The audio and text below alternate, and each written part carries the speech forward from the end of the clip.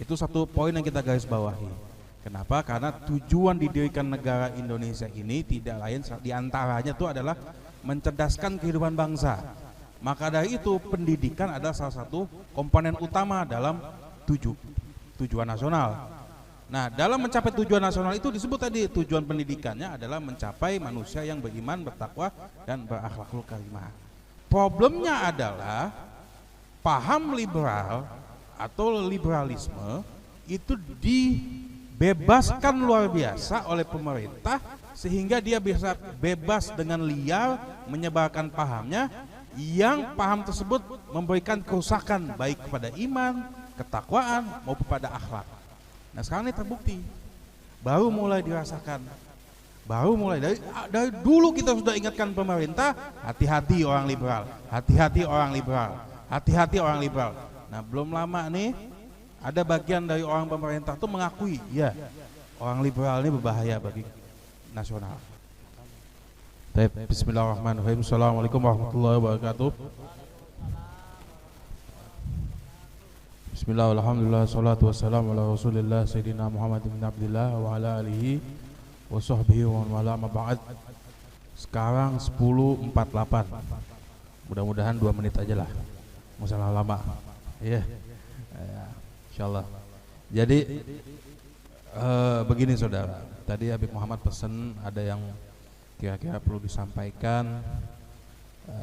Tadi ana terbesit ketika Kiai Nuzen itu bicara soal paham liberal.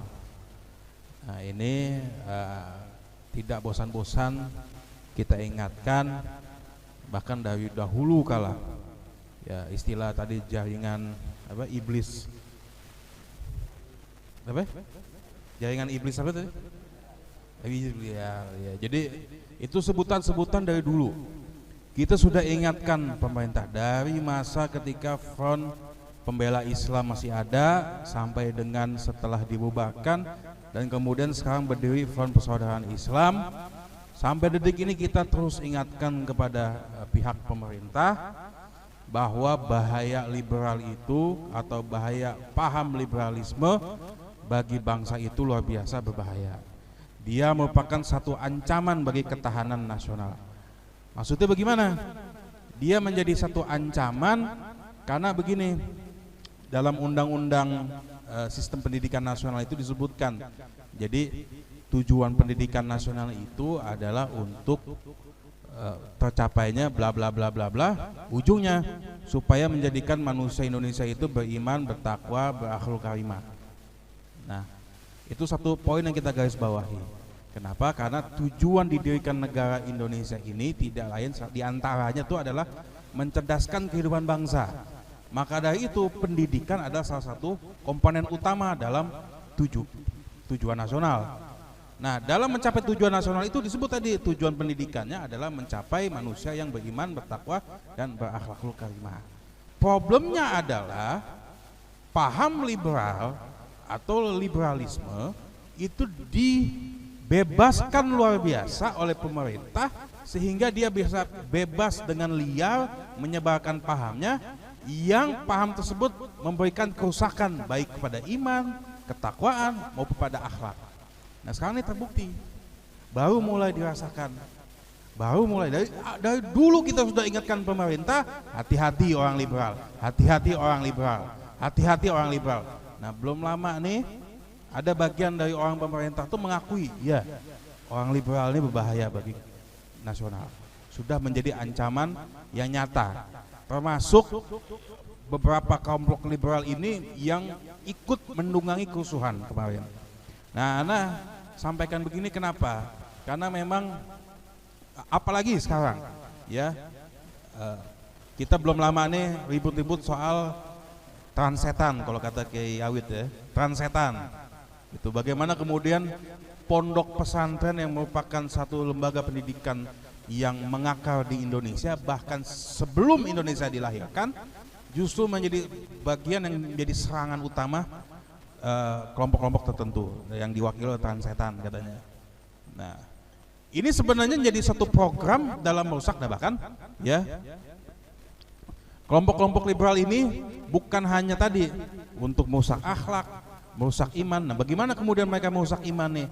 Nah, dikembangkan sekarang, dikenalkan logika mistika. Jadi dikenalkan logika mistika, pemikirannya Tan Malaka yang anti terhadap logika mistika, gitu. Nah, dijelaskan oleh Tan Malaka maksudnya logika mistika itu apa ya?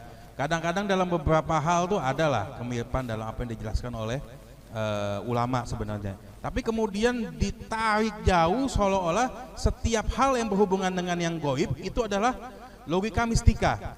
Sehingga ketika dia menjadi logika mistika, maka hal itu tidak bisa menjadi pegangan bagi orang-orang yang rasional.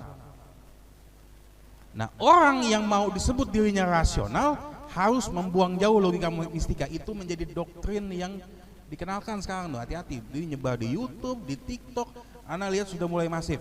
Di TikTok itu luar biasa, kelompok-kelompok yang kemudian menjadikan sains itu menjadi keyakinannya, gitu. Bahkan mengenyahkan apa yang menjadi pemahaman yang menjadi dasar dalam agama Islam. Nah, kita dari awal sudah ingatkan kepada pemerintah. Nah, memang kita nggak bisa pungkiri, ya.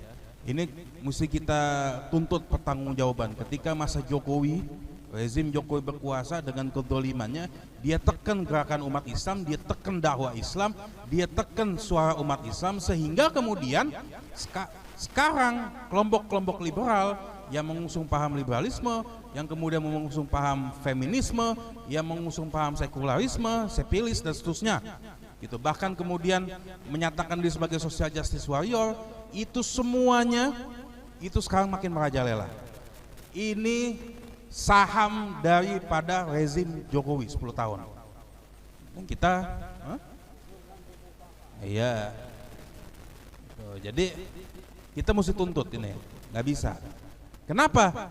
Dan kita juga mesti sadarkan kepada umat, karena kalau tidak yang jadi korban itu adalah anak cucu kita.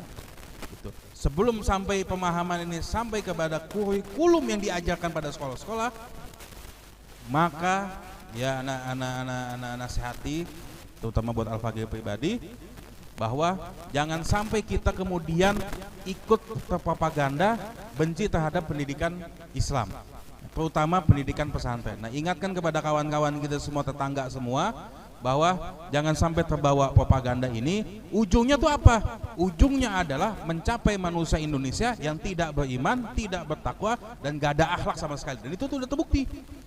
Kita bisa lihat tuh bagaimana di TV-TV, bagaimana di pemberitaan ada anak sekolah kemudian kurang ajar sama gurunya. Itu udah jadi tontonan hari-harian.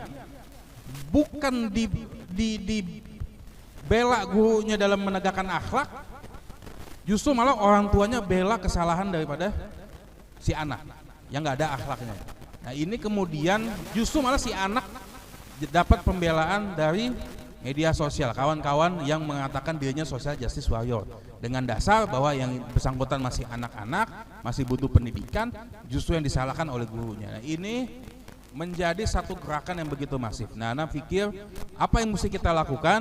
Yang mesti kita lakukan adalah, yang paling penting adalah penyadaran. Kita minimal dakwahkan kawan kita, ingatkan teman kita, ingatkan semua tetangga kita dan susah bahwa ini gerakan ini mulai masif, dan kemudian juga jangan sampai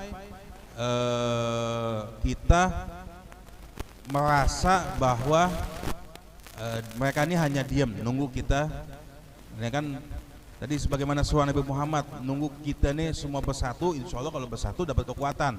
Enggak, mereka ini lagi kita ribut, mereka tuh tetap jalan menjalankan agendanya, gitu. Jadi jangan sampai kemudian kita habis waktu dibikin ribut sama mereka, kemudian diantara kita sendiri, kemudian kita termakan propaganda mereka, dan kemudian mereka bisa dengan mudah menjalankan atau melampiaskan atau melancarkan apa yang menjadi agenda mereka, gitu.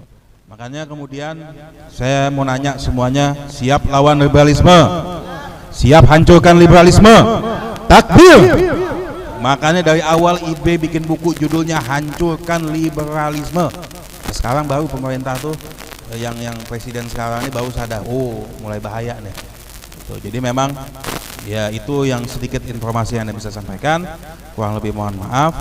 Ya, sebagai doa penutup kita bacakan suratul Fatihah kepada guru-guru kita, baik yang sudah tiada maupun yang masih ada. Mudah-mudahan yang ada kemudian disehatkan selalu, wabil khusus pada imam besar kita, mudah-mudahan Allah jaga selalu beliau dan keluarganya. Mudah-mudahan juga kepada kita semua diberkahi selalu, dimudahkan segala urusan, dilapangkan rezekinya. Kemudian kalau ada masalah, mudah-mudahan masalah segera diselesaikan oleh Allah Subhanahu wa taala. Ala hadiniyah wa ala kulli yanti sholaha wa ila hadatin Nabi sallallahu alaihi wasallam. Bismillahirrahmanirrahim. Fatihah.